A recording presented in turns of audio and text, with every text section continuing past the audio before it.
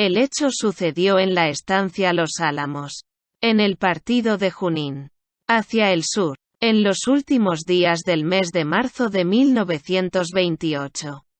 Su protagonista fue un estudiante de medicina, Baltasar Espinosa. Podemos definirlo por ahora como uno de tantos muchachos porteños, sin otros rasgos dignos de nota que esa facultad oratoria que le había hecho merecer más de un premio en el Colegio Inglés de Ramos Mejía y que una casi ilimitada bondad.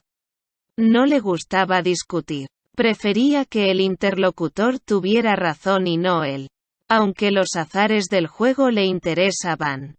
Era un mal jugador, porque le desagradaba ganar. Su abierta inteligencia era perezosa. A los 33 años le faltaba rendir una materia para graduarse. La que más lo atraía. Su padre, que era librepensador, como todos los señores de su época, lo había instruido en la doctrina de Herbert Spencer. Pero su madre, antes de un viaje a Montevideo, le pidió que todas las noches rezara el Padre Nuestro e hiciera la señal de la cruz.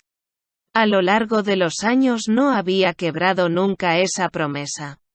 No carecía de coraje. Una mañana había cambiado, con más indiferencia que ira, 2 o 3 puñetazos con un grupo de compañeros que querían forzarlo a participar en una huelga universitaria. Abundaba, por espíritu de aquiescencia, en opiniones o hábitos discutibles.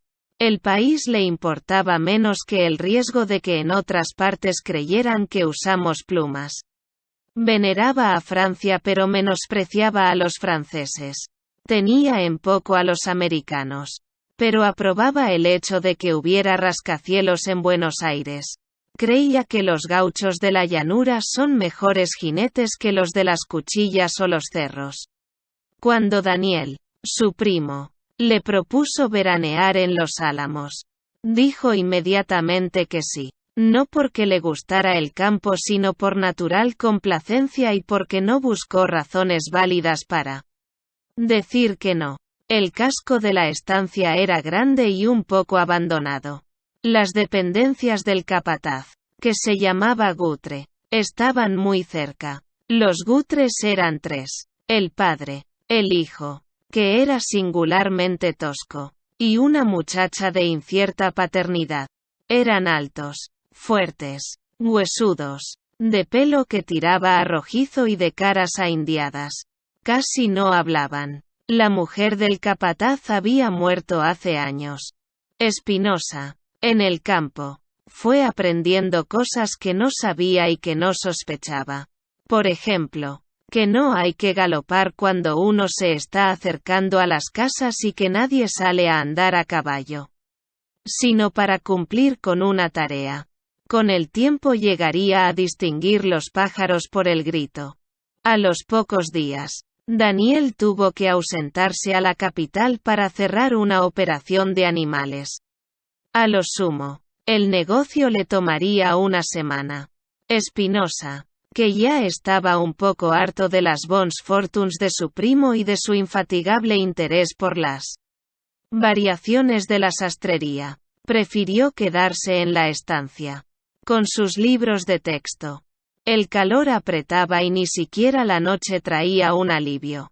En el alba, los truenos lo despertaron. El viento zamarreaba las casuarinas. Espinosa oyó las primeras gotas y dio gracias a Dios. El aire frío vino de golpe.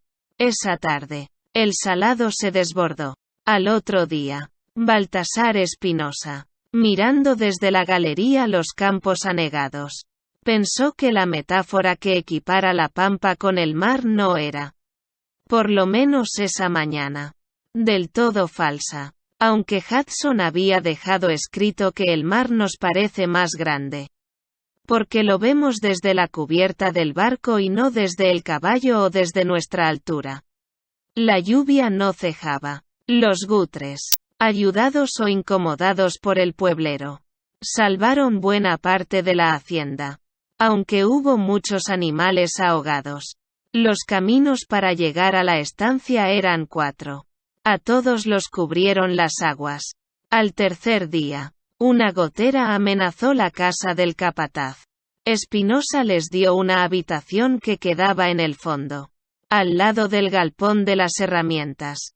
La mudanza los fue acercando. Comían juntos en el gran comedor. El diálogo resultaba difícil. Los Gutres, que sabían tantas cosas en materia de campo, no sabían explicarlas. Una noche, Espinosa les preguntó si la gente guardaba algún recuerdo de los malones cuando la comandancia estaba en Junín. Le dijeron que sí, pero lo mismo hubieran contestado a una pregunta sobre la ejecución de Carlos I. Espinosa recordó que su padre solía decir que casi todos los casos de longevidad que se dan en el campo son casos de mala memoria o de un concepto vago de las fechas. Los gauchos suelen ignorar por igual el año en que nacieron y el nombre de quien los engendró. En toda la casa no había otros libros que una serie de la revista La Chacra, un manual de veterinaria, un ejemplar de lujo del Tabaré, una historia del Shorthorn en la Argentina, unos cuantos relatos eróticos o policiales y una novela reciente. Don Segundo Sombra, Espinosa, para distraer de algún modo la sobremesa inevitable, leyó un par de capítulos a los Gutres, que eran analfabetos. Desgraciadamente, el capataz había sido tropero y no le podían importar las andanzas de otro. Dijo que ese trabajo era liviano, que llevaban siempre un carguero con todo lo que se precisa y que, de no haber sido tropero, no habría llegado nunca hasta la laguna de Gómez, hasta el Bragado y hasta los campos de los Núñez. En Chacabuco, en la cocina había una guitarra. Los peones, antes de los hechos que narro, se sentaban en rueda. Alguien la templaba y no llegaba nunca a tocar. Esto se llamaba una guitarreada.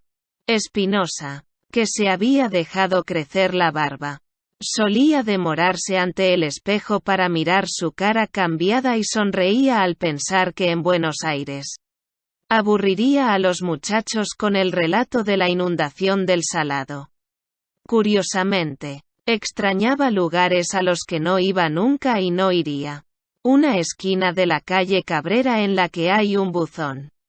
Unos leones de mampostería en un portón de la calle Jujuy, a unas cuadras del 11. Un almacén con piso de baldosa que no sabía muy bien dónde estaba. En cuanto a sus hermanos y a su padre, ya sabrían por Daniel que estaba aislado la palabra. Etimológicamente, era justa por la creciente. Explorando la casa, siempre cercada por las aguas, dio con una Biblia en inglés. En las páginas finales los Guthrie tal era su nombre genuino, habían dejado escrita su historia. Eran oriundos de Inverness. Habían arribado a este continente, sin duda como peones, a principios del siglo XIX. Y se habían cruzado con indios. La crónica cesaba hacia 1870 y tantos. Ya no sabían escribir. Al cabo de unas pocas generaciones habían olvidado el inglés. El castellano, cuando Espinosa los conoció, les daba trabajo. Carecían de fe, pero en su sangre perduraban, como rastros oscuros, el duro fanatismo del calvinista y las supersticiones del Pampa. Espinosa les habló de su hallazgo y casi no escucharon. Hojeó el volumen y sus dedos lo abrieron en el comienzo del Evangelio según Marcos, para ejercitarse en la traducción y acaso para ver si entendían algo. Decidió leerles ese texto después de la comida. Le sorprendió que lo escucharan con atención y luego con callado interés. ¿Acaso la presencia de las letras de oro en la tapa le diera más autoridad? Lo llevan en la sangre, pensó. También se le ocurrió que los hombres, a lo largo del tiempo, han repetido siempre dos historias. La de un bajel perdido que busca por los mares mediterráneos una isla querida. Y la de un Dios que se hace crucificar en el Gólgota. Recordó las clases de elocución en Ramos Mejía y se ponía de pie para predicar las parábolas. Los Gutres despachaban la carne asada y las sardinas para no demorar el evangelio.